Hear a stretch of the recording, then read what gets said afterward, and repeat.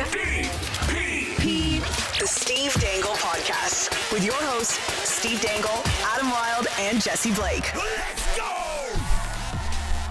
Hello and happy end of the holidays and brand new 2022, first episode of 2022. Congratulations, everybody. We made it to 2022. Oh, yeah. 2022. Great job. Woo! I saw a tweet recently and it was like, oh, terrible.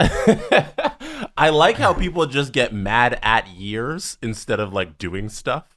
Okay, what do you mean? You know what? 2020 sucked and like the next year is going to be better, but you're just getting mad at a number, a year. Yeah. When instead of, hey, why don't you look at the issues that happened and try and make some change? No, I'm going to be mad at that year.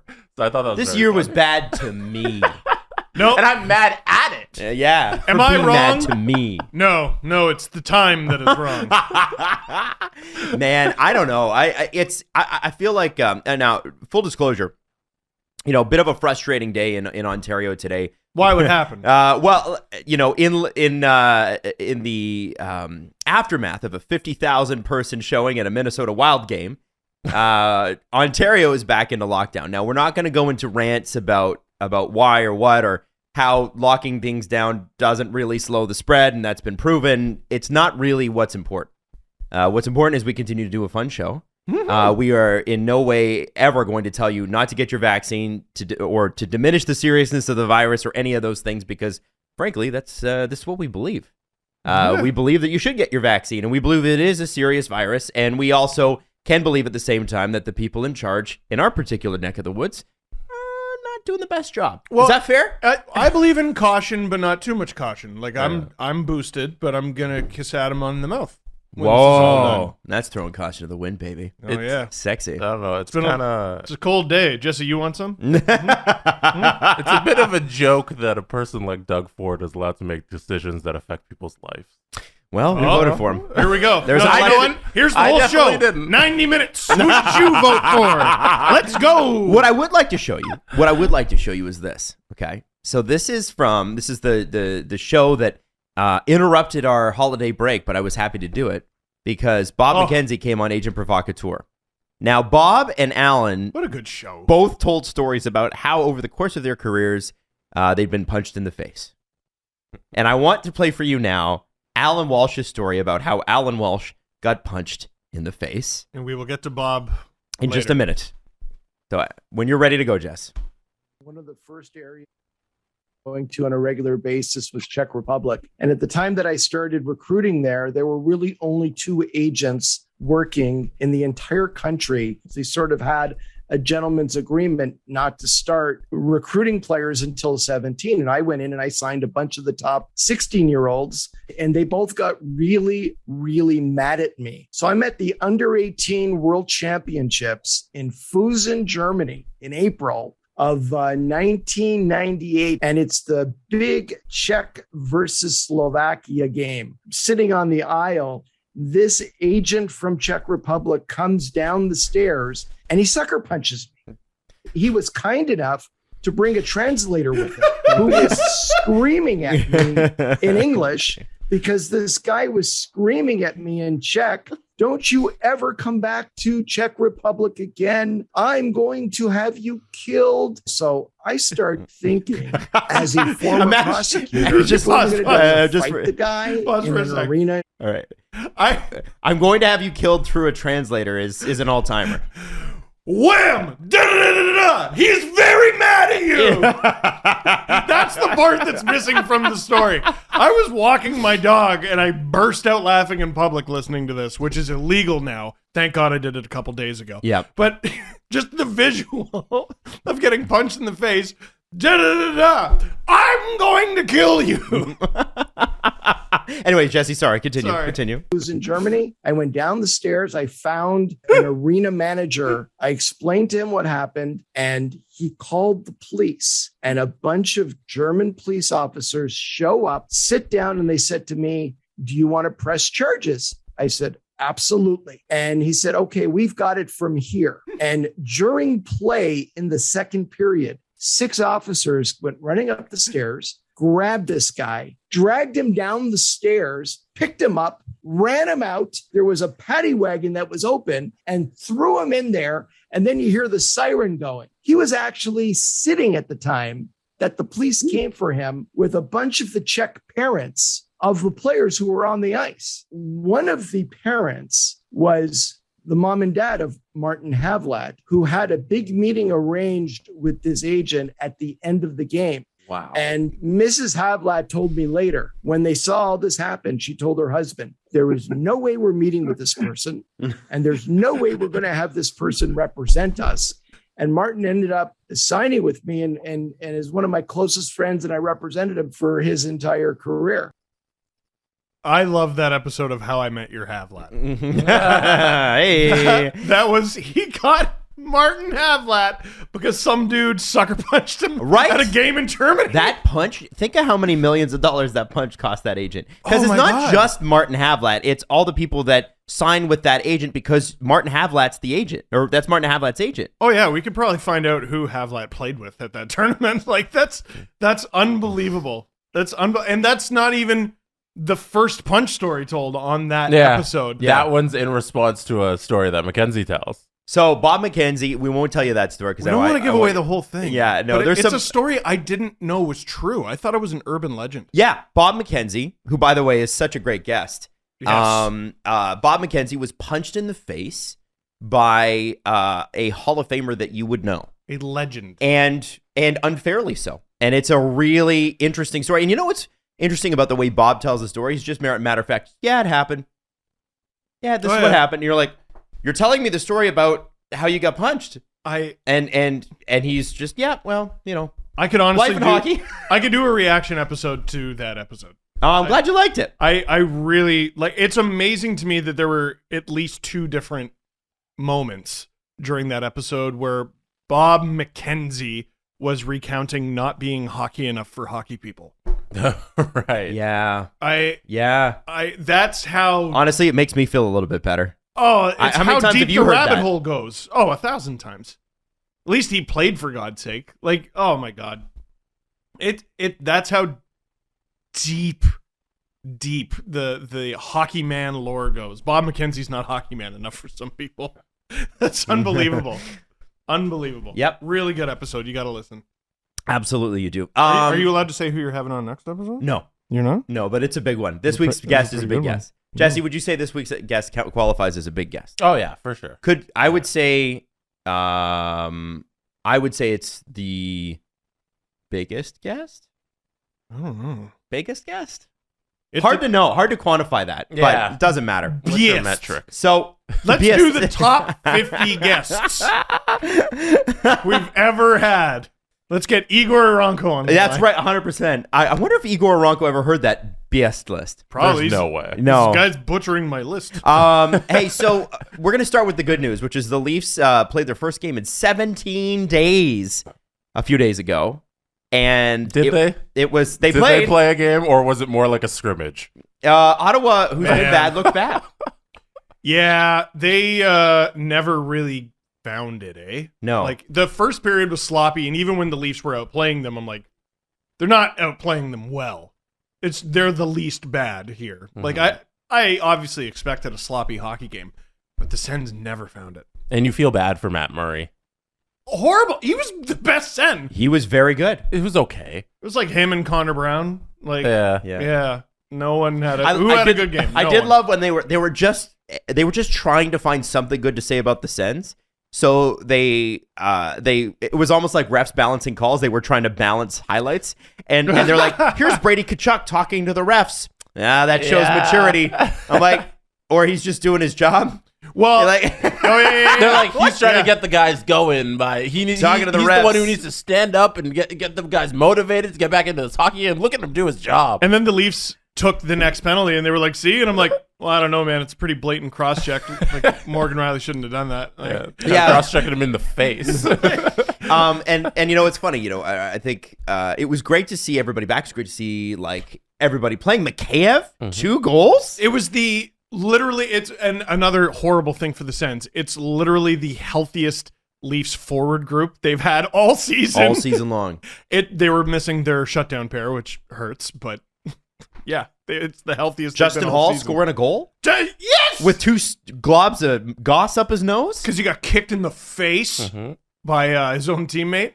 Spezza seemed a little antsy to go. Yeah. You know, he seemed like he was everywhere because after suspension, he's finally back on the ice. Steve, you used to say that about David Clarkson, where he would just be, he would do so much. He would be out there trying to do stuff and nothing would happen, but he was just like, It's like Leo going to daycare. Yeah. It's Just Clarkson. freaking out. Clarkson would push so much that he would pull. Like, it was just not helpful for anyone except for the other team. Yeah, so I think at the end of the day, obviously, if you're Ottawa, you're not taking too much from that game. 2 weeks off. No, they had been 14 days since a game, and also, frankly, they're just not very good, and they haven't been very good. No. And I do think there's reason for concern, and I know that we haven't talked about this enough, but you know, at the beginning of the season, their management did say the rebuild's over. The rebuild's not over. We now know that the rebuild's not over. 3 months in, we know the rebuild's not over. And we haven't even gotten a full 3 months because, you know, we lost half a month in there. So 2.5 months in, we know the rebuild's not over. Yeah. Doesn't mean that you got to go selling players, but you are going to have to buy. You are going to have to make some improvements. The thing with this Ottawa team is they've been misfiring all year. It's kind of hard to know where to start. Yeah, goaltending was a huge issue, and then they sort of solved it, but the depth is not there. And they got bit by the COVID bug worse than most teams early on, and it kind of just derailed the season. So, I mean, you're not making the playoffs. You're not. There was a game between the Red Wings and Bruins yesterday that mattered. Yeah. It actually mattered. Yeah, how about that? It had playoff implications. I think the Bruins kicked the Red Wings out of a spot. Yep. And the Red Wings could potentially take it back. So it's a really competitive division. The Sens, just for the rest of the season, need to prove to everybody that they're there. To me, it's not about playoff That's contention. what they did last year. Yes. We all of us, we were like, okay, they're not making the playoffs, but they're there. They're 100%. there, and there are no easy games against the Ottawa Senators. I mean, the thing with them last year is at very least they scored. Yep. Every game was going to be 6-5, including the ones where they were down 5-1. But no, they're awful. Yeah. When Pierre Dorian said that, like, I didn't disagree wholly because their core seems to be set up. They have 5 guys that I think will be there throughout like the next decade in Ottawa. Who? And it's Tkachuk, Batherson, Stützle, Shabbat, and Brandstrom. That's Brandstrom. DJ Smith doesn't like Brandstrom. Yeah, I don't think Brandstrom. I like Brandstrom. I honestly Yeah. Don't think DJ Smith likes him at all. Like, I think they're playing him. I think they're to dump him. I don't think Batherson is quite good enough to be part of the core. He's a good player. He's a really good player. And he signed forever. Yeah, I would put Josh Norris in there, but I think, isn't Norris out? Yeah, Norris isn't in the lineup right now. Yeah, like they. So.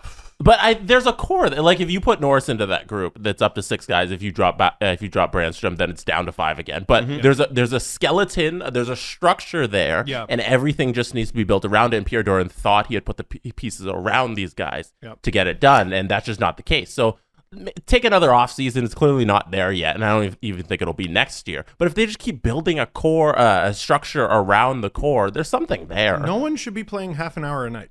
And that's what Shabbat has to do. Like, they need another defenseman. Like 4, but still. Fourth. I feel like I think the other thing that they need to find is like a truly elite scorer. They need to have one person who is money to put in the net 35 times a year. That should be Norris and Stützle eventually. You think so? Yeah, one day. And Tkachuk, I think. Tkachuk's never had more than 45 points. Yeah, but it's, I don't know. I see it. Do you see it? He needs Norris. I think. You guys think Brady Tkachuk is going to be... I'm talking about elite scoring, and you guys are going to tell me Brady Tkachuk. This is the depth issue, right? Like, you see the Leafs play games without Matthews or without Tavares or without Marner, and they're still able to do it. Yeah. You see Tampa missing everybody, and they're like Cerberus. They friggin', you cut off one head and 2 grow back. And the Sens are... You lose one guy, and there's no one to replace him. Right. It's a big issue. Well, and that's fair, but I'm just thinking, like, I'm still not seeing the star power yet. And maybe it hasn't fully developed yet, but Brady Tkachuk's the captain. Thomas Chabot's in his 5th year. Like, well, and the other thing with Shabbat is like he's on a good deal, but like you're paying him $8 million, and at some point you need to get like value out of that good contract by surrounding him with a good team. yes, and agreed. They're not. Agreed. They're not. And yeah, well, okay. So again, like I said, not much to take away from. It was nice to see William Nylander get that disgusting breakaway goal. Very good. Which was How was he still standing? When he did the little back turn. What was and he that? gathered the puck all in one motion in a turnaround at center ice. It was unbelievable. He's disgusting. You know what? When I started dating Natalie, her brother-in-law and her dad were not Nylander people. Oh. Her brother-in-law especially, not Nylander person. Are they both uncles? They are both uncles. And so last year I was like, I guarantee you, and I said this is just privately, I'm like, if the Leafs win the cup, it's going to be Nylander who scores the winner. And of course he has just a rip in playoffs, right? He was unbelievable. 5 goals in 7 games. It was amazing. My heart hurts. And then so every time he scored, I was texting them, oh, that's Nylander again. Oh, that's Nylander. Oh, there he is. Oh, there he is, carrying the team on his back. And then finally, for the first time, I hear Natalie's brother-in-law on Saturday go, that's one of the most beautiful goals I've ever seen. Hey, you're cracking him. Nylander, he's like, Nylander's winning me over. I'm like, yes, he is. How is he not already? He's amazing. There's still that anti-Nylander crowd out there. I don't get it. He's pretty amazing. Anyway, so it's nice to see that. When the hell do the Leafs play again? Do we know? Wednesday. I thought it was today. No, today's postponed. Is it? So yeah, stuff about that. So it's directly from the broadcaster Sportsnet that they would like some of the primetime Wednesday night hockey and Saturday night hockey to keep going, despite the NHL hoping that they can postpone games until fans are allowed back in the building. Yeah, because every game that the Toronto Maple Leafs play with no fans at home costs them $3 million. It's 3. I thought it was 2. Every game that the Montreal Canadiens don't play with fans in the building costs them around $2.1 million.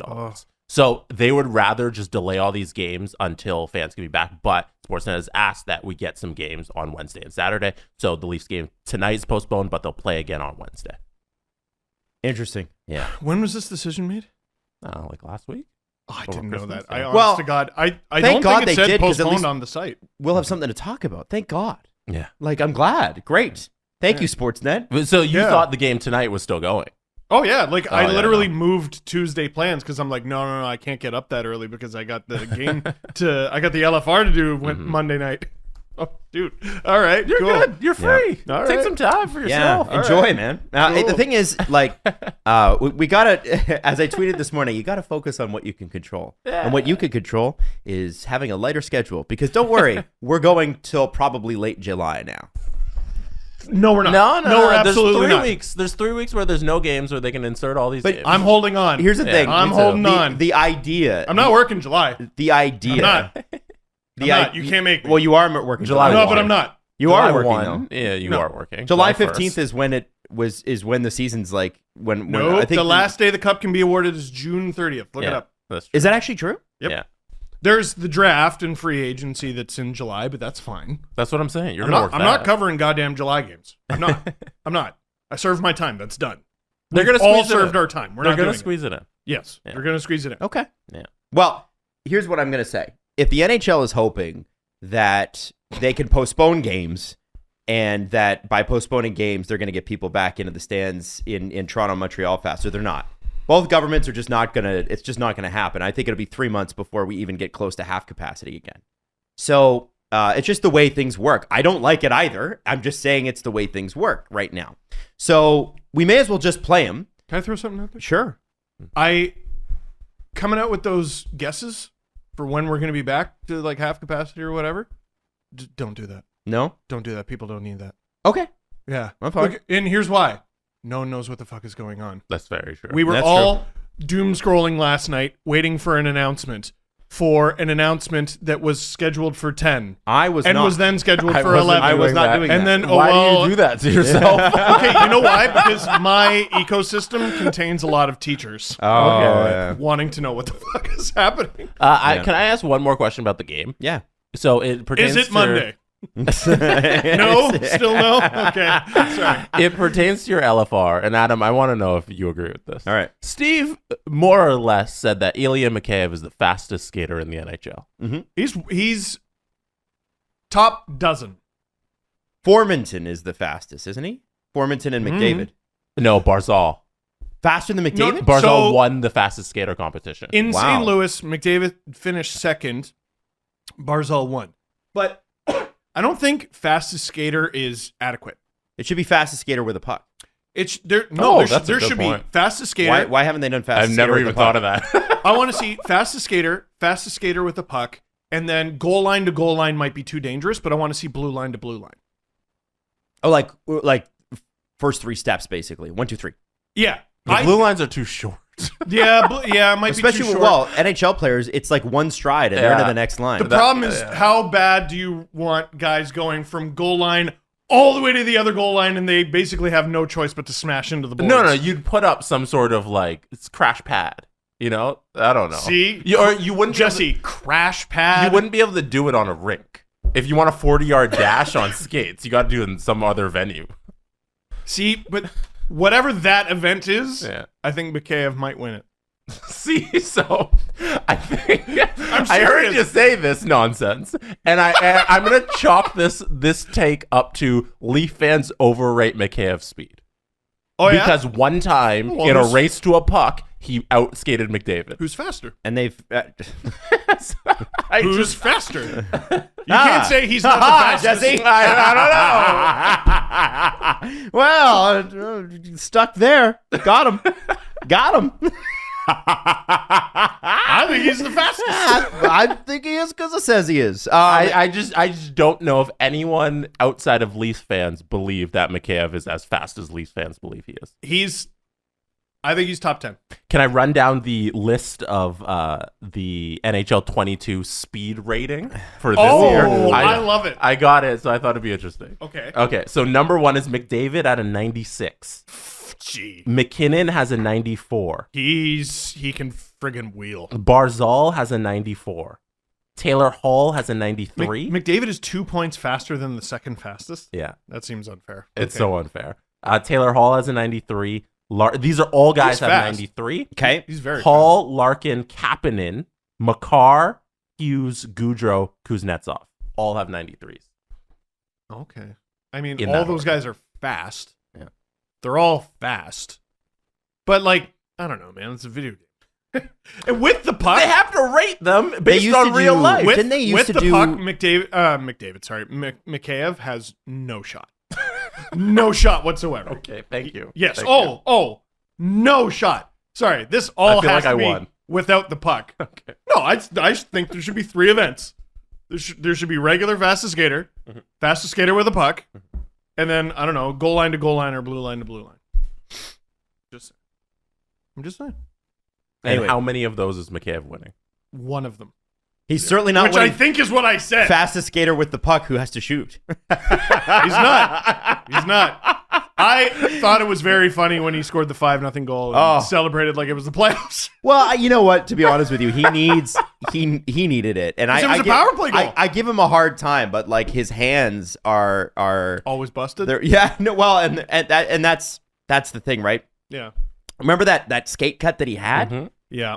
We don't know what that has done to his leg, but what I can tell you is that his hands have been a little stone cold since. Oh yeah. So it became mental. You think so? Oh yeah. And that happens. It's hockey. Of course. But now he's got 2, and everyone watch out.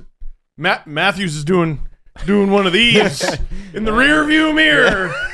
Because the Russian rocket 2.0 is going to rocket up the Maurice Rocket Richard standings. That's very funny. He's got, 21 to go to tie him? He's got him. He's got him right where he wants him. It's going to happen. Good on Keefe for sending out the second power play unit to start that power play. 100%. He was like, okay, this game's over. Let's have some fun. Let's get the guys going. And it worked. He got Mikheyev a goal. So good on Keefe for doing that. So it was difficult to see because his mask was sort of on and off, and the camera was there. That coaches do, where it's like, okay, I need to talk. Let me take off my mask. Anyway, that's not what I was trying to get into. I could have swore because that was with like, I think 6 minutes to go in the game, something like that. I could have swore Keefe was like, he's not coming off. He almost got him a hat trick. He wanted to get, what do they call him? Cobra. He wanted to get Cobra the hat trick real bad. What do they call him? Cobra. They call him.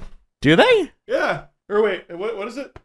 What are you doing? Santino Marella from WWE, who's now on a kid show in Canada. Oh, yes, he Yes, he is. Is that true? Yeah. He's a mailman or train conductor or something on Miss Persona.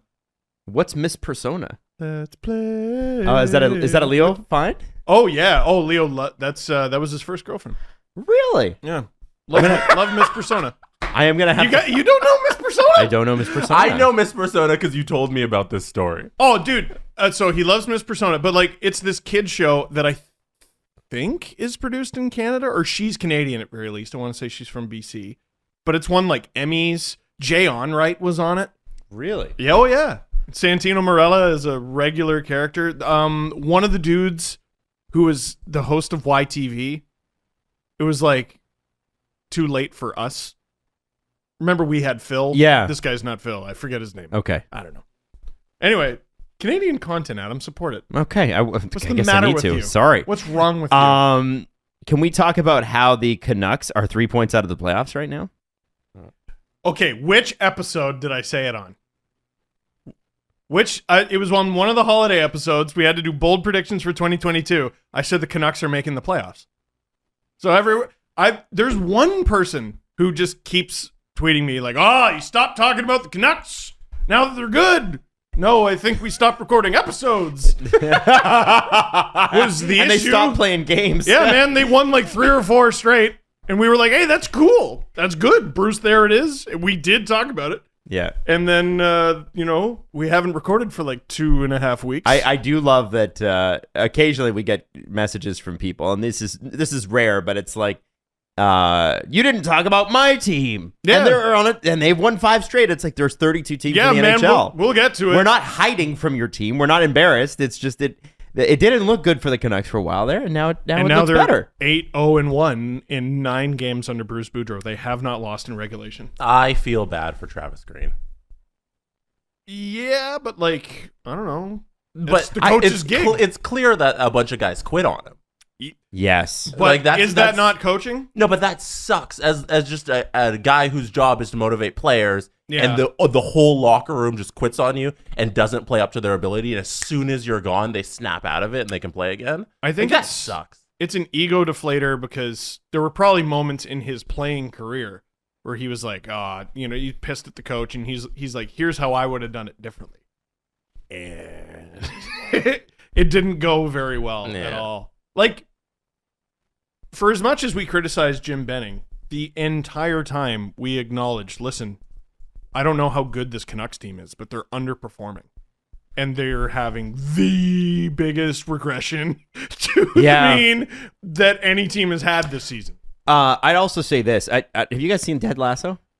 Yeah, of course. Okay, so season 2. I'm not wrecking anything. They say about one of like the strikers. They're like, hey, like you need to go back to being a prick. And one of the players looks at the coach and goes like, you've turned him into a nice guy, and we need him to be a prick sometimes, not all the time, but sometimes. And I think was it the Brock Besser quote where it's like, Bruce just told me to shoot. And now all of a sudden the Canucks are scoring goals. Thatcher Demko was good. It makes Ted Lasso seem realistic.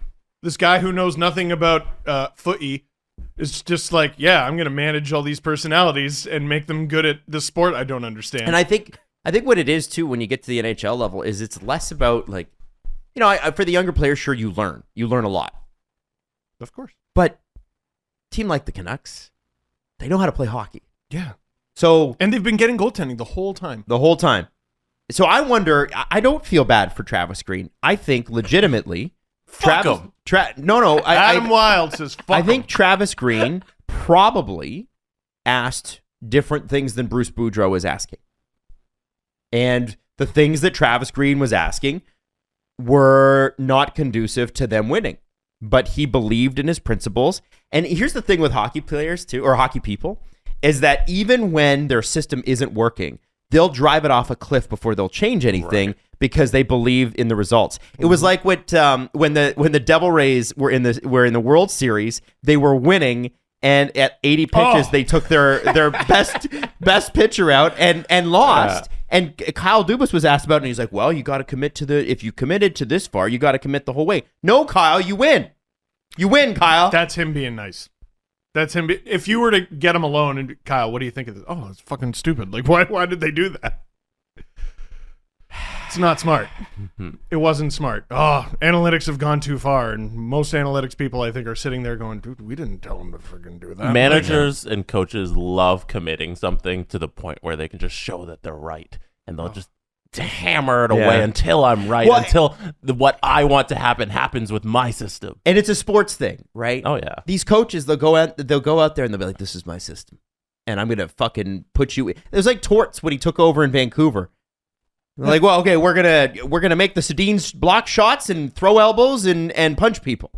No. Well, no. No. So I think in Bruce Boudreau's case, he probably looked at the team and said, hey, there's a bunch of guys who could score here. Why isn't anybody scoring? The game tape shows that they're passing the puck too much. Why don't you simply shoot? Well, and the players look miserable, and Travis Green looks even more miserable. And then you get Bruce Boudreau, who could just go, hey. And you're like, ha, love this guy. Yeah. Like, he's just... I would love to talk to him. I would love to have him on as a guest. Seems like a fun guy. He seems like such a fun guy. And, he does have, there's the Game 7 reputation and everything. But regular season and off the ice, he just seems like a genuine beardless Santa Claus. He does. And he was badass enough to bench Alex Ovechkin in overtime once. And it worked. No, it was to force overtime. Oh, to force overtime, and it worked. Caps had an extra attacker out there. Ovechkin wasn't one of them. Wasn't one of the 6. He called him a fat fuck, as I recall. You can watch the clip. And Ovechkin to Boudreau, not Boudreau to Ovechkin. I figured that. Yeah, okay. Sorry, you were giving me a look. And then they scored and forced overtime. I do think that's an aggressive... The thing is, I think Boudreau was gone like a week later anyway, wasn't he? He didn't last much longer, so maybe it's not the best example, but it worked. It did work. That one time. Oh, yeah? Alex? Yeah, you don't like this guy? Here's Dale Hunter. So, Jesse, what's up? Since Steve already said it, are you ready to say that the Canucks are going to make the playoffs? Are they going to make the playoffs? Oof. I don't know. I'd have to look let me pull up the standing. The Pacific? Because I'll say this. The teams that they have to leapfrog are not extremely strong. Mm-hmm. But I'm not ready to say they're going to make it. I'm also not ready to say that they won't make it. I think they're going to be in the mix, but I'm not sold just yet. It sucks they're still 7th. Yeah, I didn't realize they were so far down in the standings despite everything they've done to climb back into it. Points back, they're not far back at all. Right. Teams back, they are miles and miles buried in shit. Yeah, I don't think it happens. I think their attempt falls a little short just because of everybody above them and the hole that they dug early on. I think it's a valiant effort by the end of it, but I think they fall a little short. How about the Oilers hanging on by a thread? Oh, they've been awful. What happened, man? Yeah. They shouldn't be this bad. They have 2 regulation wins in the last 10. Can I also say this? It's so hard to judge teams because I cannot keep track of who's missing on every team. Because I know the Oilers are basically the Oilers except the worst version of themselves. Because Mike Smith, I think, is hurt and their defense is a mess. I can tell you if you're looking to see who's missing for the Oilers and you say Mike Smith at any point in the season, you're likely to be correct because he hasn't been able to stay healthy because they put their entire trust on a 39-year-old goaltender. And then Mikko Koskinen has had to fill in, and he's been very subpar. What is CJ, Chris Johnston, trying to speak into the universe? Every Price CJ to show. Edmonton. No. Close. He joked about that today. Yeah. Oh, did he? He joked about it, yeah. But Can't it's not listen to that show. No. Marc-Andre Fleury. Yes, that is a thing that has been rumored. That would be fun. That would be fun. I mean, like, listen, the Oilers are already very likable, but with Marc-Andre Fleury, they're basically a Disney movie. So, it's, yes, absolutely, but it's going to cost a ransom. And are you going to pay a ransom if you're the second wild card? The Oilers have to prove they're worth it. Mm-hmm. And as of late, they have not. The rumor There's a lot of I want to say this. I want to say this. And Jesse, hang on to that rumor for just a second. Ahead. Here's my problem with that. Last year, they did earn it, and they still didn't make a move. Yep. So to me, Connor McDavid and Leon Draisaitl are the only people I'm asking, have they earned it? The rest of you are irrelevant. The rest of you, take or leave. Have Connor and Leon deserved it? Yes. Then throw fucking picks and money at whatever it is you need to do. By the way, they could have had Marc-Andre Fleury for free this summer. But now they're going to have to pay like a first-round pick for him. Isn't that wild? Yeah. Maybe it's not a first-round pick. But you know what I'm saying? They couldn't have afforded him. That was the thing. The reason he was available for free is no one could afford him. Wow. And they simply signed a 39-year-old to a 2-year contract. Don't forget, Mike Smith signed through next year as well. I just Is he? No, yes. I think this is year 2. Is it? I sure hope so. Man, everything is so weird now because of so let me see cap. There's too much information. Well, yeah, and it's like Adam is correct. He is signed through next year. Yeah, he is signed through next. Yes. Yeah, Mike Smith is I said this summer, I'm like, that is a bad deal. And you guys were like, well, it's fine. I'm like, that's a bad deal. It's bad. No. Yes. I even tweeted it was a bad deal. People are like, you don't know what the fuck you're talking about. I go, well, it's Twitter. Bro, it's bad. God. So if you're Ken Holland, you cannot look at the Oilers about, based on whether or not the team has earned it. Have Connor and Leon, do they deserve it? If they deserve it, then you do it. The time for waiting for the rest of the Oilers to catch up with those two is over. They're not going to. They're fine. They're placeholders, though. You can be switched out. Connor and Leon cannot. They're probably 1 and 2 in the league in terms of player performance this year. I don't understand how it could be any other question other than how do we get a new goaltender? I don't know what the price was for Darcy Kemper, but they should have paid it. Jesse, you had a rumor. You said you were going to bring that up. Yeah, it's a level above rumor break and a level, I think another notch above a sim one. Ooh, whoa, smart insider man. But the Twitter people are throwing Mike Babcock's name into the ring for the Oilers job. Is there a there? Does that work? Do you guys think it's a thing that should happen? I mean, you're replacing Dave Tippett with Mike Babcock. Like, it's hockey dude with hockey dude. Listen. Deck chairs to me. I don't have any doubt that he could adequately coach a hockey team. I don't think he forgot how to do that. All right. The issue with Babcock was other stuff. I think it's worth mentioning. And if Ken Holland, listen, I said this a while ago, I'm pretty sure. I'll say it again. He's getting back in. If he wants back in, he can get back in. Right. And Holland is a big Hockey Canada guy. Mm-hmm. That's Babs. That's bad. I don't know if there's a there. Like, I don't know. Is Tippett really the problem? I don't know. Yeah, I mean. But it's a copycat league. How can you not look at your division rival, the Canucks, in Vancouver Canucks, and go, yeah, they replace their coach with a happy-go-lucky guy, so I'm going to go get Mike Babcock. Or just the precedent in the NHL of teams firing their head coach in around January and then those teams going on runs. And improving. Yeah, I mean, I think he's getting back if he wants it.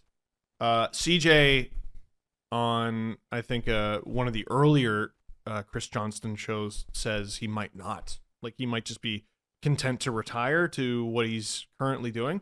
But if he wants back in, he'll get it. And Ken Holland wouldn't surprise me because they have an established relationship. I think it could help them, potentially, in the short term. In the long term, is it the right idea? I think most people who listen to the show would say no. I don't see that as a good thing. Like, I don't know what you're doing. You got to keep, to me, you got to keep Dave Tippett for the rest of the year. Has he had 2 seasons even? Their problem, 3 seasons? I Their don't even know. defense stinks, and they can't stop the puck. Right, and they've overcommitted a lot of money to some of that defense. Right?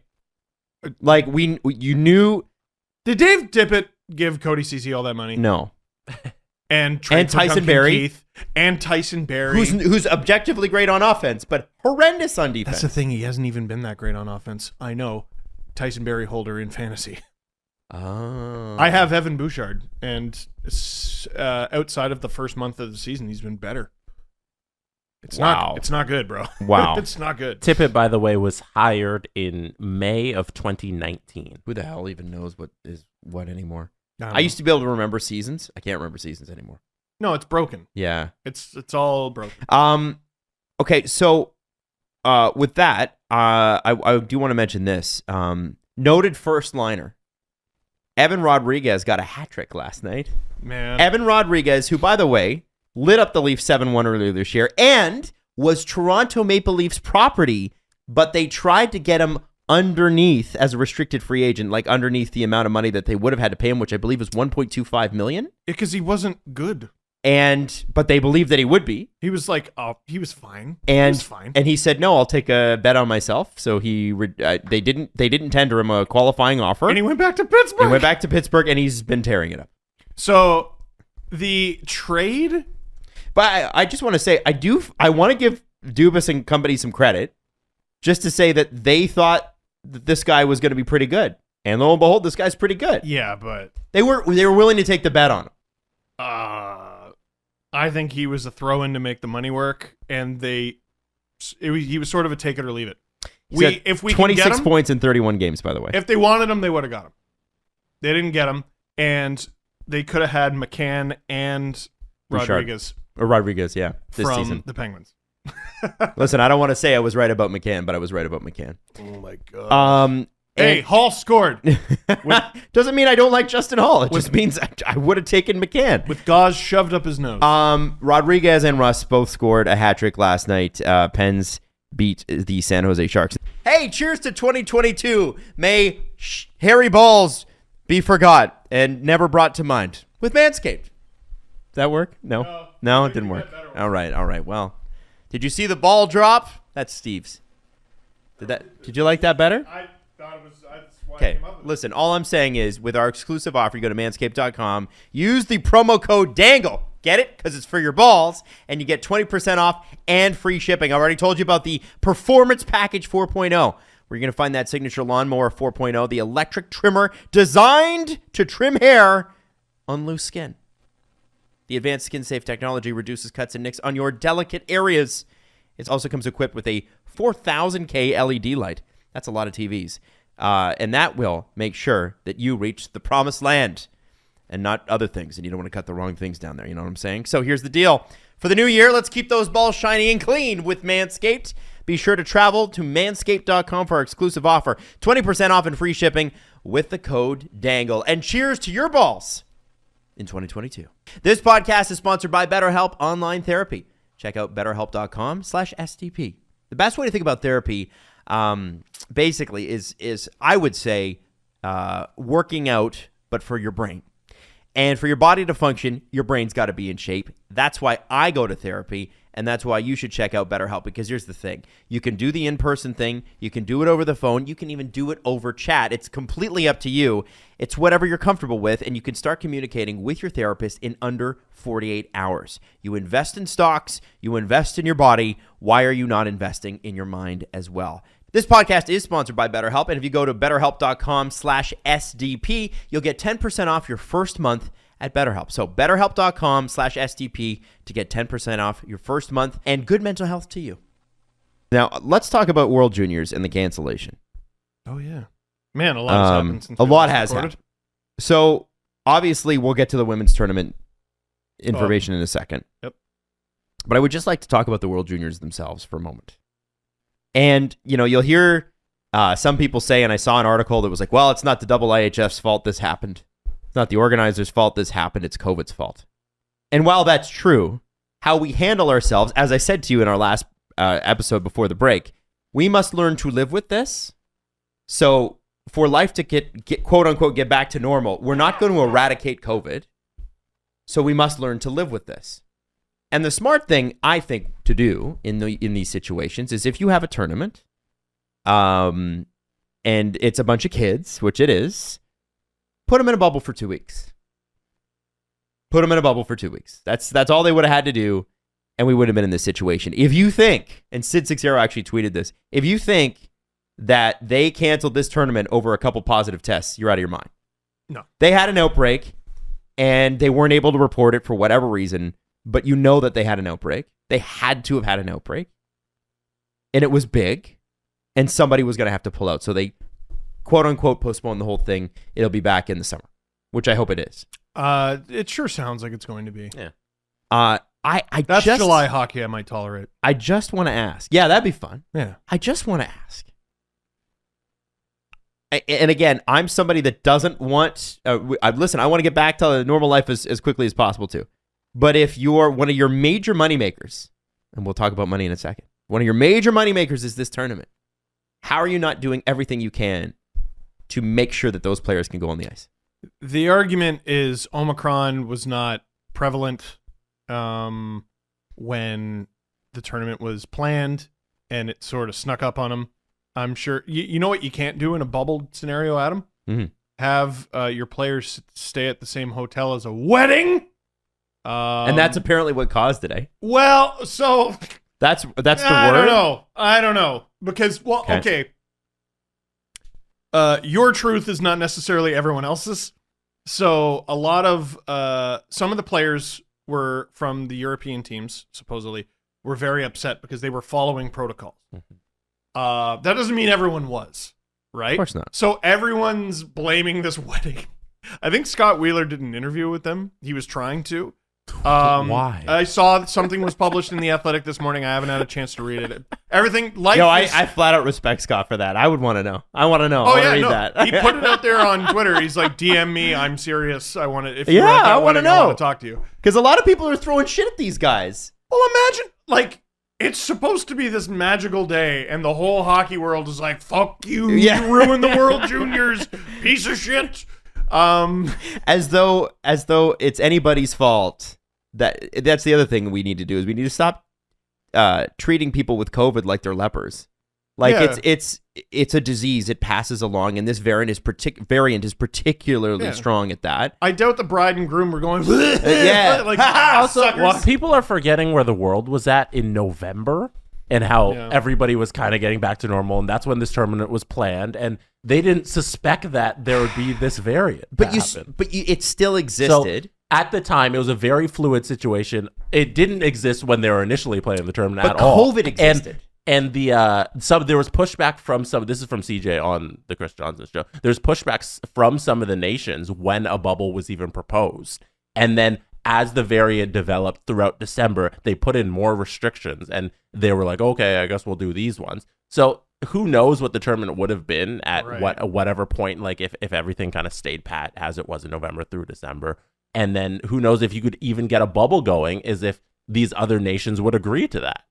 So I don't have any blame for this. It's just the way of the world. I do. I think I disagree with that. And the reason I say that is this. COVID still existed. They could have still had COVID. And so, and with the, I think it was wasn't there two goalies that one tested positive and the other was his roommate? So that was a Team problem. USA, yeah. And then here's the other thing. So take Omicron out of it. Okay. Sure. COVID still can happen, and you could still have a mass outbreak on a team. If you haven't put people in a bubble, then that could have all still happened. Do you see what I'm saying? Yes. People are using the transmissibility of Omicron as a way to get the IIHF out from the responsibility of the fact that yes, I understand we were getting back to normal, but you got to remember that they get 2 weeks to do this tournament. That's it. And it's in a different country. And we're all coming in under different rules from different jurisdictions. Mm-hmm. And if one of those players gets COVID and 5 of them are in protocol, they still have to pull a team out. This is the problem. All the points you just made are totally valid. The issue is if the tournament was this delicate, they should have, there was pushback against the bubble. Okay, don't come. Don't come. Your team doesn't get to play in this year's tournament. Like, we need to have a bubble. You know what I mean? If X amount of players getting it is going to kibosh the entire thing, there's no other option. We have to. Right? Sure. I don't know. And simply, that's the way I... And here's the thing. If you haven't got a problem with it, simply don't come. Yeah. I think a reality where you guys are like, just tell the Russian team they can't come. Like, that sounds like something that would never happen in real life. No, of but course. It's something you can say on a podcast. But, yeah. No, that's fair. But I don't know if that is fair. No, it is easy to simply say it. But, okay, listen, Igor, someone on your team gets it, they can't play. And this guy gets it, they can't play. And then none of you can play. We have to do a bubble. It is what it is, man. Like, I don't know whose fault it is necessarily. I don't know if there's blame. Yeah, like it's hard for me to point at someone in particular, but what is very obvious to me as an outside viewer is the tournament was too delicate to not have in a bubble. Yeah. You know what I mean? It's all the Russians' fault.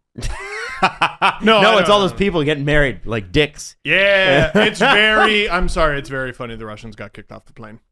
What? So why did they get kicked off the plane? It was something about like vaping. Yeah, smoking cigars, somebody said as well. And the Czech team was also kicked off the plane. Yeah, they weren't wearing masks and they were yelling and all that stuff, yeah. But like isn't that like the second or third consecutive year they've been kicked off the plane? Jeez. Now, you know what's important is your brand. Okay, so let's talk about this. Stick to it. The under 18 women's tournament. See, this is a clear situation where there's directly someone to blame. Yes. And they're awful. I'm just saying it's the same group. It's the same group of idiots that organized the tournament without a bubble. I'm just saying. Now, IIHF canceled the U18 Women's Worlds. Why? Well, here's what Luke Tardif had to say. After multiple days of online outrage. Oh, man. I mean, literally, it was like a week before they were like, I guess we got to say something. So here's what they said. This is not a gender issue. This is a COVID-19 issue. Already a bad statement. I would ask in turn how it is fair to postpone all the time the top divisions and always simply cancel the lower divisions. These cancellations. That sentence is nonsense. Right? I know that's a bizarre way to word that. I thought I was. I would ask in turn how is it fair to postpone all the time the top divisions and always to simply cancel the lower divisions. To me, that's like a French to English translation on Google. Yeah, I don't know. These cancellations have affected 6 tournaments, not just one, including the men's U20 events that critics seem to conveniently forget. In a normal season, we're not canceling anything. The IIHF is not in the business of canceling tournaments. We're here to play tournaments. But we are battling circumstances that are out of our control. And to be perfectly honest, we have to think of the future too. Is there an economic incentive to host the Men's World Championship and World Juniors every year no matter what? Absolutely. But people misunderstand that this is because we favor men's hockey over women's, which is completely false. The revenue generated from the 2 events enables our federation to survive and support the operation of all other IIHF World Championship events. So if I have to make every effort to host a specific tournament to ensure the survival of other events, then it is my responsibility as the IIHF president to do this. The IIHF has run a women's hockey program since 1990 and was instrumental in the integration of women's hockey into the Olympic program in 1992. Our women's championship program has grown to encompass 12 women's senior and U18 tournaments. It will include the participation of 44 of our 82 member nation associations. Our commitment to women's hockey is longstanding, legitimate, and substantial. And I and the new IIHF Council believe in women's hockey, are committed to investing in women's hockey now and into the future. Blah, blah, blah, blah, blah. We look forward to returning championship program. So here's the problem. Already off the top, it's not a gender issue. It's a COVID-19 issue. Mm-hmm. It's just, it's confrontational right off the top. You know what I mean? Well, it's also the same fucking reason that the tournament that supposedly keeps the IIHF floating was canceled. So are you taking it seriously or are you not taking it seriously? They don't have here's what they're not understanding, the IIHF. They don't have women's hockey's trust. They don't. Oh, we've invested in, and then people go, dude, the doorbell cam, fuck off. Yeah, so talk about the doorbell cam. So the 2019 women's under 18s, which I think was the last one they were able to have, they had the infamous doorbell cam. The doorbell cam is what it sounds like. The camera, it's just basically the camera from a doorbell at center ice, I guess where the broadcast camera would usually be. And that's how you had to watch the game. So imagine the women's under 18 tournament is happening outside your front door and watching through the peephole. That is essentially what the broadcast angle was for that. And, naturally as a man, I was like, how can I make this about me? So instantly I was like, okay, we just started a business this year, like a media business.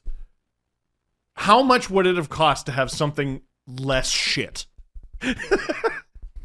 And for a major sponsor, it's a rounding error. Mm-hmm.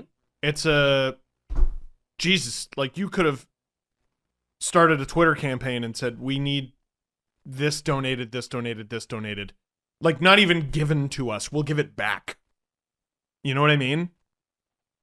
And like, it's just, oh yeah, no, we're fully committed to women's hockey. No, this is your reputation with women's hockey.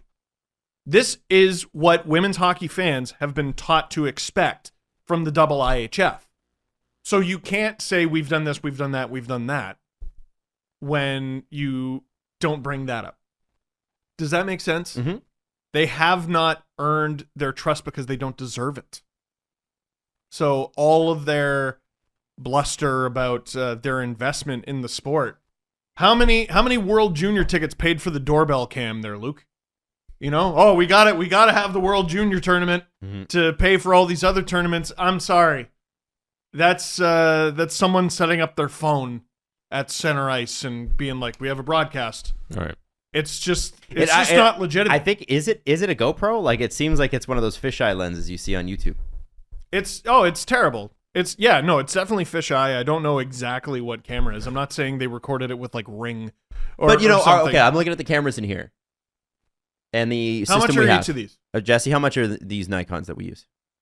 I don't know, $1,600 or something. Okay, come on. And then the switching system was another 10,000. So for 20, you had to sell me on that. So for about I had to really sell Steve on that back in the day. I was like, I want a switcher, and you're like, it's $10,000, and I said, oh, I want it less. Yeah, I also had to sell Steve on the photo shoot back in the day. Yes, but it worked. Now we got to update that though. They're like 5 years old. She's since moved on to bigger and better things. Yeah. The thing is, so, you got to get the equipment, you got to staff people, but you could have actually had nobody in the stands. Like Jesse does the switching live on our show, and you could have just had one person switching 3 or 4 cameras for about 20, 25 grand if you include like hotel and paying the person. Yeah. And that's not even for one tournament though. That's like, okay, now you get to keep the equipment and use it for the next one. Yeah. It's not hard. It's not hard. If you are actually looking for a solution, it's there. It's 100% there. That's why, we invested this, we invested that. That's your legacy. That stupid camera right there. That's your legacy. Yeah. Right. And I saw some reports too about how it's up to the federation that's hosting the tournament to also provide funds for it. And that's why a lot of the reasons it got canceled, because I believe this year it was in Finland, the U18s were supposed to be held. And then the Finland Federation didn't want to pay for all the protocols and stuff during COVID. But like, there were so many solutions that could have been found. And like afterwards, when it just blew up and everyone was like, this is so ridiculous, the USA and Canadian federations were like, yeah, we'll do it. We'll do this. We'll do this. So why didn't they explore these options beforehand? They didn't is the answer. The most damning one, and it sort of got buried in the fact that, the tournament had just been canceled, the World Juniors. Berkshire goes, oh yeah, because they said we want to do the World Juniors in the summer, and Berkshire goes, oh, now you can postpone tournaments. Right. And I'm like, ooh, a lot of people don't want to hear that today there, Andrew, but you're not wrong. You're not wrong. Well, people don't care. Fucking no one invests. It was supposed to be in Sweden, not Finland. My mistake. Well. So, yeah, the Swedish Federation didn't want to step up, but like there were so many other Call options. Canada, call the United States. Right. Find somebody. Money is not an issue with hockey. There's money out there and people willing to pay for hockey. Mm-hmm. It's a joke. It's a joke. It's a joke. So the question then becomes, so we've established that it is a joke. Mm-hmm. What then? I don't know. What now? The IIHF treats women's hockey the way people who get puppies for Christmas treat the dog.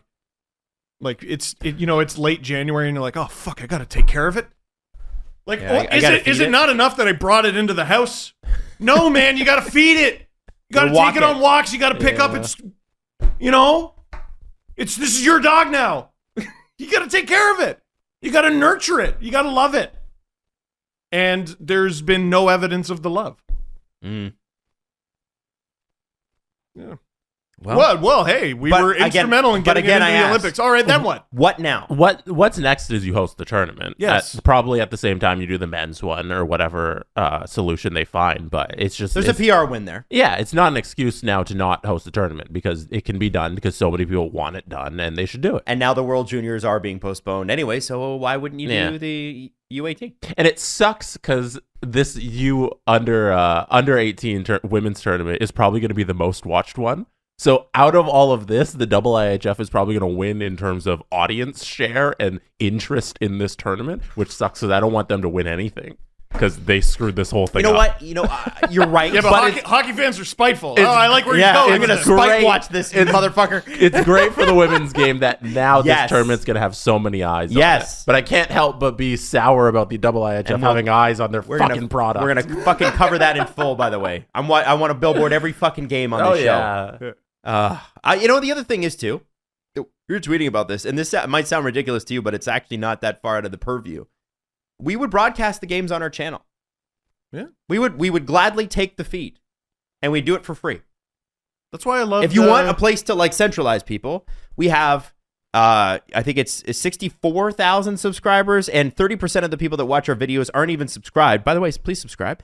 Please. And so, we're closing in like on 100,000 people a week who check out the YouTube page alone. I think that's enough to they can't even get 60,000 people to watch a TFC game. And we can do that on our channel. So we can show you that women's hockey works. We can show you that the U18 tournament we have the most intense group of hockey fans. Yeah. We're not just talking shit. Like we can do this. IIHF, call us. We're in. We'll do this. I mean, yeah, call us. Ignore the dog thing. Well, no, don't ignore the dog thing. Learn from the dog thing and give us a shout. Oh, I genuinely mean it, but I also want to help. Yeah, so, absolutely. Sorry about that, but also, you deserve it. Now, I want to get to the most serious issue over the holidays. Okay? This is the one that really rankled me the most. Oh, boy. You ready? I thought you were going to joke, and I know you're not.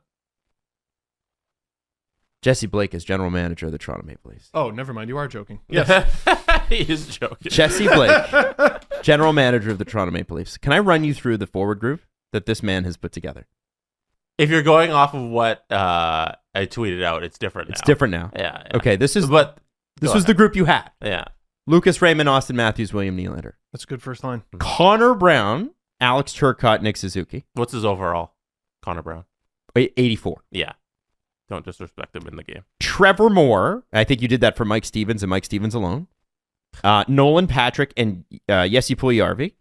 And then Vlad Nemesnikov, Quentin Byfield, and is that D. Brown? Who's Dustin. Dustin. Yeah. Dustin Brown, who's on the worst contract in human history. Not anymore.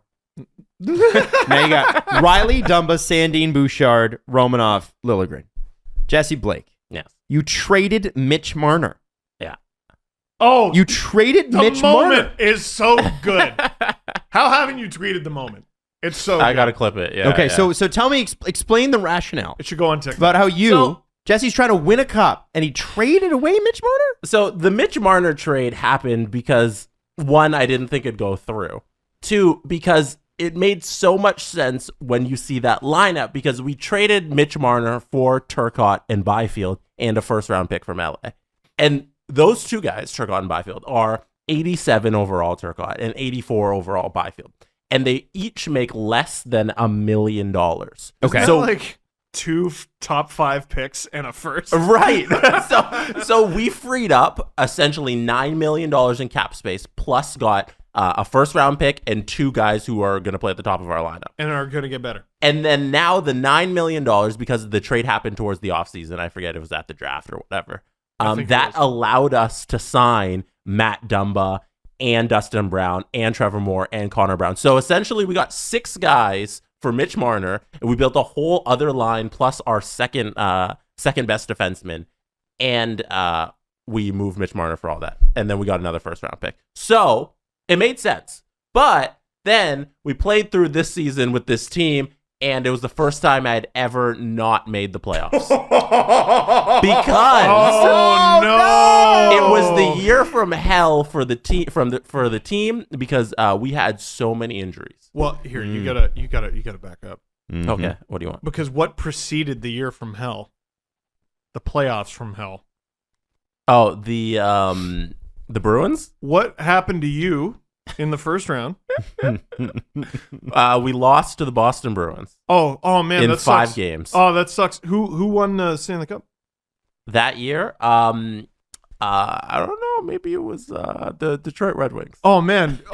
Who was their best player? Oh, I bet it was Lucas Raymond. Oh wait, no, he's on the Leafs now. So wait, who was it? The Conn Smythe winner of that year that preceded all of this was John Tavares on the Detroit Red Wings. Even in video games, the Leafs are cursed. Yeah, in the same year that we lost to Boston and got destroyed in 5 games, John Tavares, who we traded on the first day of this new series, he won the Conn Smythe Trophy with Detroit. It was terrible. There are It was one of people- the lowest moments ever of my entire life. I like that. That's one of the lowest in your life. I do find it funny, right? Because fans are fans, right? We're nuts. But what makes me laugh is Jesse, people tweeting at Jesse going, I had to tap out. I can't watch this. It hurts me too much. A lot of people who are- got real mad at me. Yeah, like really mad. Really mad. Like, I can't watch the Leafs without Mitch Marner. I'm going to die. Marner or Tavares. Yeah, so we good. almost traded Willie because he wanted $9 million for his next contract, and we were like, that's too much. But the chat convinced me to offer him, like, lowball him, like 80%, and he took the deal. So we got him at 7.9, so he's still a Leaf. But yeah, we had a year from hell, and we missed the playoffs for the first time ever. We finished like 15th. We were just a middling team. It was awful. With a tandem of Gibson and Campbell. Yeah, Yeah, it's a good tandem. Campbell's not as good in the game as he is in real life because they haven't Ooh. updated that. But Ooh. yeah, it's we're gonna retool and we're gonna go for it again this coming season. Go for it. Yeah. I love it. Wow. It's been quite an adventure.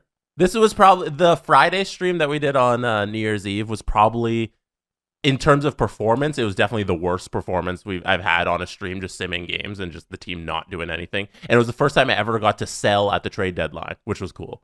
Oh, there you Yeah, go. so I got a What'd bunch you sell? Oh my gosh, we sold Brian Rust because we signed him just before the season. I think we sold on Trevor Moore. Dustin Brown, I think, was on a 1-year deal too. We sold Mario Ferraro, Ray Ferraro's son. We sold him as well. I don't think that's true. Is it or his nephew? They're related. 100%. It's not even spelled right. It's not even spelled the same. 100% they're related. Let me look. Because I've been saying it. It didn't matter if it was correct or not. Oh, fair enough. Fair enough. Anyways, it's been fun.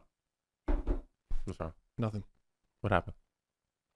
Sorry, I shouldn't have looked at my phone. Okay. Do you want to talk about it? No, I don't. Anyways, catch the streams Wednesdays man. and Fridays on our Twitch channel or on YouTube. I post the full episodes afterwards. And what's coming up on CJ and Julian today, too? Because they have a new episode coming out. They have a long segment about fans in stands. They talk about that. CJ, he takes some shots at Myrtle in terms of Good. picking. That tall piece of crap. What do you do this time? Because Julian asked him a question about picking wines, and then he gets into different. He takes some shots at Myrtle through picking different wines, his favorite wines, and there's a fun little tidbit about the TSN hockey group chat that CJ now got since September. He's been a part of it. He's a part of it. He got let into the group chat, and Bob Mckenzie is still in it, and he dropped some. He dropped some little hints in what's going on in that group chat. It's a lot of. It's cool to hear the pretty inside damn baseball. cool. Yeah. Love our CJ, don't we? Oh, adorable. Okay, and also New Agent Provocateur out probably later tomorrow, we think, or Wednesday. It's going to be a little bit delayed this week, but there's a good reason. You record it yet? No. Ooh. No, it's going to happen tomorrow. That's why it's going to be late, but it doesn't matter. Anyway, let's do the press conference. These days, it can be hard to find and hire the right candidates for your small business, and that's why LinkedIn Jobs made it easier to find the people you want to talk to faster and for free. You can create a free job post in minutes on LinkedIn and reach your network and beyond on the world's largest professional network of over 770 million people. Now, last time we talked about this, I said, hey, I'm on LinkedIn, and you could add me. And a bunch of you did, and I really appreciate that. We're all network associates now. But here's the thing. If you really want to look for somebody to hire, focus on candidates with just the right skills and experience, and you will find them on LinkedIn Jobs. You can quickly filter and prioritize who you would like to interview and hire. LinkedIn Jobs helps you find the candidates worth interviewing faster. Did you know that every week nearly 40 million job seekers visit LinkedIn? Post your job for free at linkedin.com/STP. That's linkedin.com/STP to post your job for free. Terms and conditions apply. I'm not going to lie to you, one of the hardest parts about being a dad is watching my daughter eat all the cereals I can no longer eat because, let's be honest, they're full of sugar and junk that you really shouldn't eat. We're all trying to eat a little bit better. It's 2022 resolution season, but a healthy breakfast doesn't have to be boring. Magic Spoon has the amazing flavors you love, but without all the bad stuff. No bad stuff. And it's amazing. As a midnight snack, right before bed, it's great if you're trying to cut down on carbs, on sugar, on unhealthy food. It's good for all of that. And if you're keto, if you are gluten-free, if you are grain-free, if you are low-carb, it's all of those things. You can build your own box. Flavors include, are you ready for this? Cocoa, fruity frosted, peanut butter, blueberry, cinnamon, cookies and cream, and maple waffle. It's awesome. You go to magicspoon.com/STP to grab a custom bundle of cereal and try it today. And be sure to use that promo code STP at checkout to save $5 off your order. And Magic Spoon is so confident that you're going to like their product, it's backed by a 100% happiness guarantee.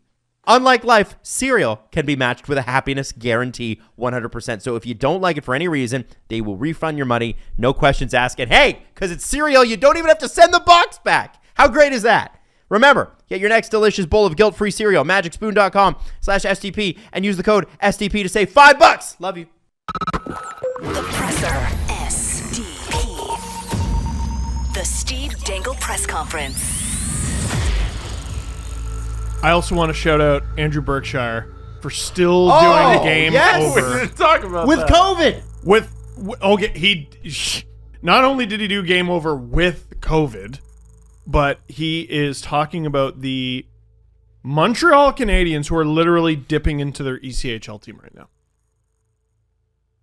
Cam Heelis is he's a legit prospect for them. He's a third round pick from 2018. He played his first game as a Montreal Canadian. He played in the ECHL this year. Dude, not good. No, it's friggin' not.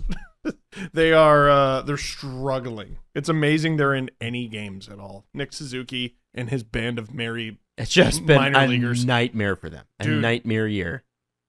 It couldn't be worse. And I don't even know where to start. I don't know where to finish. Are they in last?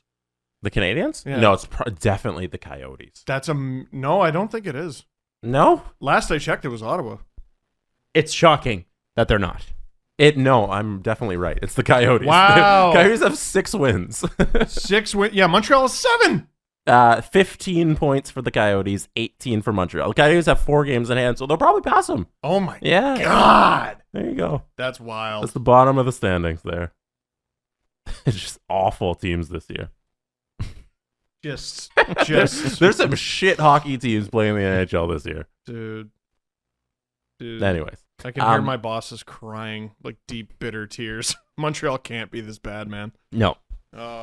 So we're all looking for feel-good stories. Yes, we are. And I think we need to bring up the most felt good story of the weekend, which was Nadia Popovici. I believe I'm saying that correct. Am I not? Popovich? No, I think it's Am I saying it correctly? I don't know. Doesn't matter. Nadia, she was behind the bench for a Oh no, Jesse's right. Yeah, see, Popovici. She was behind the bench for a Seattle Kraken Vancouver Canucks game a couple months back. It was the first Kraken Canucks game in Seattle. She was sitting behind the bench, and assistant coach Brian Hamilton was right in front of her, and she held up her phone. Equipment coach. Or equipment manager, sorry. Equipment manager. Matters. Sure. It was standing right in front of her, in front of the glass on the other side. And she held up her phone, and she wrote on her notes on her iPhone. She said, "The mole on the back of your neck is possibly cancerous. Please go see a doctor." Now, Brian saw that and he took it seriously, and he went to the training staff of the Canucks, and they said, yeah, you should definitely go get this checked out. He went to the doctor. They said it was I don't know the medical term, but he had to get it removed. And it wasn't something that was impacting his life right now. But if he had left it for like a 4 or 5 year period, it could have been very severe. And it was definitely cancerous. So he described the moment as that she didn't pull him from a burning fire, but there was a slow burning fire just at his feet that was gradually coming, and she saved his life. But all this happened, and he didn't know who the woman was. He didn't know that Nadia was at the other side of the glass and who she was. So over the weekend, the Canucks, they made a Twitter post where they're searching for her. And they said, social media, can you please help us find this woman who saved one of our equipment managers' lives, essentially. She was at the Kraken game in Seattle. And now that the Vancouver Canucks, this was their first game since that incident happened, they were trying to find her so that they could thank her for this. And they did end up finding her. Nadia and Brian Hamilton. Brian Hamilton's the name. I don't even think I mentioned that. They met up. They had a hug. They had a nice conversation. You can see that on Vancouver Canucks Twitter. And she's only 22 years old. She's in medical school. And the Canucks gave her $10,000 towards her medical student. Love that. Yeah, Love that. The Canucks and Kraken partnered. Yes, the Canucks and Kraken, $10,000 for her school, for her tuition, so she can complete medical school. And yeah, shout out Nadia for saving Brian's life. Love that. All because it's unbelievable. She saw a mole in the back of his neck at a hockey game. It's not just the fact that she was smart enough and knowledgeable enough to know that. It's, to even say anything. Because what if, I don't know, an opposing fan says that to you, they're knocking on the glass, you probably turn around and go, shut up. Right. Because you might think they're kidding. Most of us in those situations wouldn't speak up, I don't think. No. Even if we had the knowledge, we'd probably be like, oh, that looks funny, and then not really say anything. Yeah, or maybe I'll email the team after. No, I'm just going to be like, hey, man, put it on your note and put it up to the glass.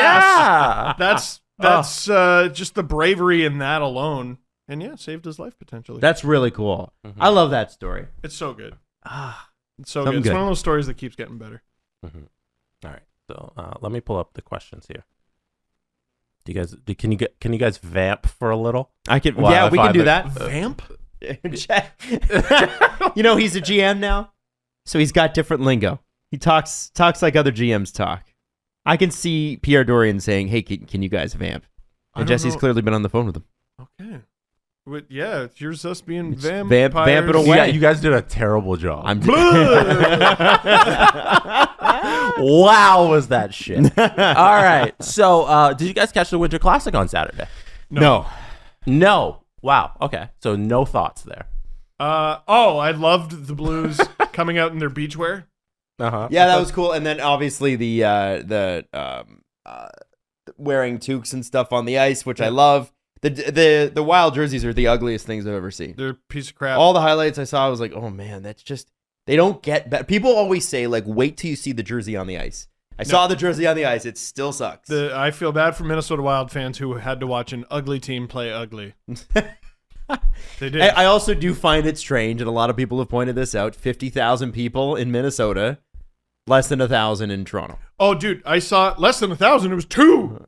Oh, it was 2. Yeah, it was like Dart Guy and Curtis from Alberta. Yeah. Just we're having a great time. No, I did see highlights from it.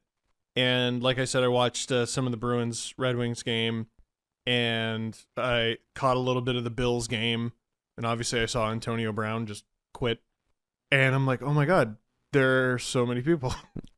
It's like it feels like the Twilight Zone. It does. That Antonio Brown thing is bananas, by the way. He just took off his shit and left. Yeah, there's someone who needs help though. Yeah, like like the thing with Antonio Brown is like. You do get the sense that you're seeing somebody that there's issues there, like real issues. So, and everybody, it's so fucking weird because if you go, I used to love Antonio Brown, loved him. Hey, you're a Steelers guy. And because he used to be this fun, happy-go-lucky guy, and then you look at the comments on his like Twitter and Instagram now, and it's like there's a lot of people around him going, man, you just be you. don't listen to the haters. It's like, bro, sometimes you need somebody around you who's like, don't be you. Fix what you is right now is not working. Yeah, you need to be less of you. Yeah, like you need to go help. You need to get help. I just hope he's got the right people around him. It doesn't seem like he does. It's brutal. Anyway, next question, Jesse. This is from Mikhail_H32 on our Discord. If you're not a member of our Discord, go to sdpn.ca and click the link there and join our Discord. After listening to the latest Agent Provocateur, I was wondering, are there podcasters Adam should fist fight? Yeah. So podcasters Adam. So Bob Mckenzie got punched. Allan Walsh got punched, and you're like, well, it's a little bit kinder in the podcast world because I haven't gotten into a fist fight in my adult life. I don't think there's anybody. Oh yeah, I can think of one motherfucker. Well, wouldn't I have to be the one who got punched? Sure, there's plenty of people who would punch me. This is where so we'll embrace, so we'll get into a fight, but then we'll make up. Yeah. And we'll hug, and I'll raise your hand. We'll both raise our hands above our head, and then I'll super kick you through the glass. Like Shawn Michaels versus Marty Jannetty. Just the betrayal. That's what'll happen. Okay. Yeah. Yeah, no, there are no podcasters that I personally would like to fight. I wish everybody the best on their podcast journey. To be honest, it's a tough world out there. Julian Mckenzie.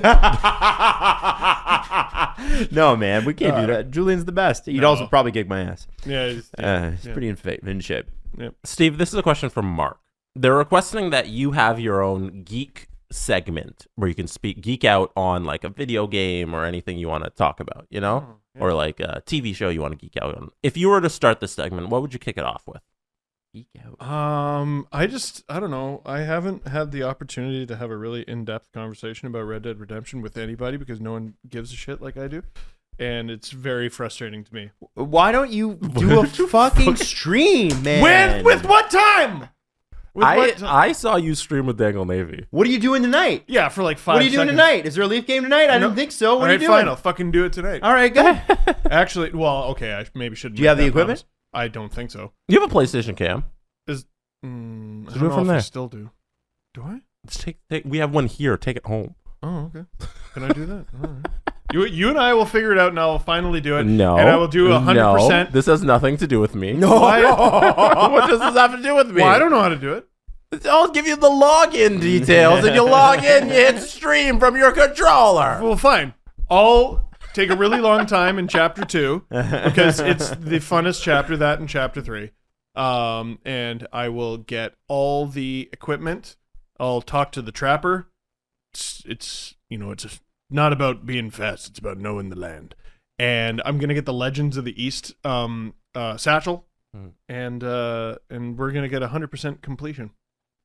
This is gonna be great. None of those things mean anything to me, and all I wanted you. I'm geeking out. All I wanted you to say was, "I'll do the stream." I made it as far as Saint Denis or Saint. Oh, did you? Yeah, but then I didn't make it to the. No, you gotta watch with spoilers.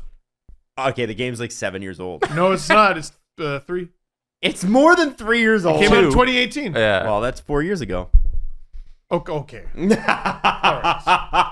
right. Also, yeah, there's an island that's like Cuba. I never made it there because I got married, had a kid. And I know you did too. I don't know how you did it. It's the second island east of Cuba. Oh, okay. Sorry. You idiot. You get there via boat? Fool. Plane? You get there via a few things there, Jesse. Oh. Okay. It's a secret. You get there via boat and lack of plan. I like that. I'm out of questions. Okay. Well, listen, we'll wrap it for today. CJ and Julian have their show coming out today as well, so make sure you check that out. Lots of interesting stuff. Agent Provocateur, new one in the next 24 to 48 hours, because honestly, this guest was booked last minute, and it's a good one. And we will be back Wednesday and Friday this week, because that's how we do. And by the way, happy 2022 to you. Wherever you are, whatever you're doing, if it's frustrating, if it's not frustrating, if you're happy, if you're sad, we love you. We hope you're fantastic. Let's go get it this year, shall we? Yeah. Is that it? Oh. Yep. Oh, okay.